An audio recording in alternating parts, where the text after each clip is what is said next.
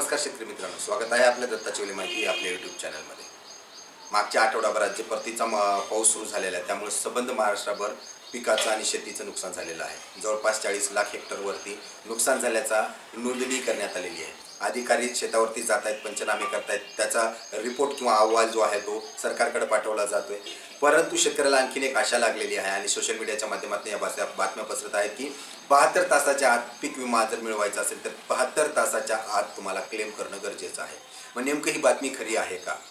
कारण आपण पाहतोय की यावर्षी जो पीक विमा मिळणार आहे तो असं सांगण्यात आलं आहे की यील्ड बेस किंवा पीक कापणी प्रयोग किंवा उंबरठा उत्पन्न याच आधारावरती तुम्हाला पीक विमा मिळणार आहे। मग नेमकं शेतकऱ्यांनी त्यांचा क्लेम करायचा का नाही, किंवा असं नको व्हायला की क्लेम न केल्यामुळे तुम्हाला विमा लागू झाला नाही। कारण मागील 2 वर्ष आपल्याला शेतकरी पाहतोय की ज्यांनी क्लेम केलाय त्याला भरघोस असं पैसे मिळालेले आहेत आणि ज्यांनी क्लेम नाही केलं त्याचं नुकसान झालेलं आहे, त्याला एकही रुपया मिळालेला नाही आहे। त्यामुळे शेतकऱ्यांमध्ये संभ्रमाचं वातावरण आहे, काळजी नसावी।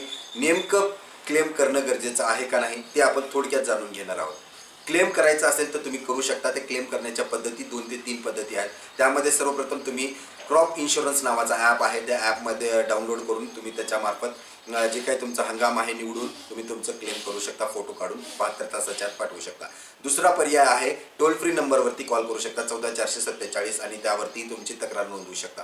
तिसरं मेथड आहे की व्हॉट्सअपवरती एक PMFBYचा एक नंबर येतोय, तो नंबर PMFBYचा नंबर नावाने सेव्ह करा आणि तिथेही तुम्ही कंप्लेंट करू शकता। चौथी पद्धत म्हणजे तुम्ही विमा कंपनी जी काय विमाची पावती आहे त्याच्यावरती ईमेल ID आहे त्यामार्फतही तुम्ही दावा नोंदवू शकता। परंतु सत्य परिस्थिती जाणून घ्यायची झाली तर तुम्हाला याचा फायदा होणार आहे का? तर होणार नाहीये।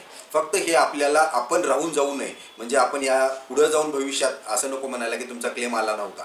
परंतु सत्य परिस्थिती काय आहे की यावर्षी जो पीक विमा लागू होणार आहे तो फक्त उंबरठा उत्पन्न किंवा पीक कापणीच्या आधारावरती होणार आहे। त्यामुळं तुमचं जे झालेलं वैयक्तिक नुकसान आहे हे जर तुमचं तालुकाभर नुकसान झालं असेल तरच विमा लागू होणार आहे। आता बरेच सारे जिल्हे आहेत ज्यामध्ये की नद्या वाहत आहेत। आता ते नद्याच्या शेजारी, आता जे नद्याचं स्वरूप आपण पाहिलं तर तुडुंब भरून वाहत आहेत आणि त्याच्या शेजारचे जे काही पिकं आहेत ते शेकडो एकर पिकं हे पाण्याखाली आलेले आहेत। नदीचा प्रवाह जोरात असल्यामुळे पाण्याखाली आले आणि आतोनात नुकसान झालेलं आहे। परंतु त्या 10-15 शेतकऱ्याचं जे काही गावातले आहेत त्याचं 10-15 किंवा 50 शेतकऱ्यांचं नुकसान झालेलं असेल, परंतु संबंध गावाची लोकसंख्या जर 200-300 असेल आणि त्या 50 शेतकऱ्यांचं नुकसान झालं असेल आणि त्या 200-300 लोकांचं नुकसान झालेलं नसेल तर तुम्हाला त्या 50 शेतकऱ्याला वैयक्तिक असा काही लाभ मिळणार नाहीये। त्यामुळे जर बाकीचं ज्यांचं जरी नुकसान झालं असेल आणि संबंध तालुक्याचं नुकसान झालेलं आहे असं नोंदणी करण्यात आली किंवा उंबरठा उत्पन्न जर कमी झालेलं आहे तरच पीक विमा लागू होणार आहे। मग नेमकं शेतकऱ्यांनी हे करणं गरजेचं आहे का? तर गरजेचं आहे, तुम्ही करून घ्या, जेणेकरून उद्या जाऊन हा पस्तावा नको व्हायला की नोंदणीच केली नाही। परंतु त्याच्या आशेवरती बसणं की नोंदणी केली आहे म्हणून आपल्याला पीक विमा क्लेम केला म्हणून आपल्याला पीक विमा लागू होईल तर तसं काहीच नाही आहे।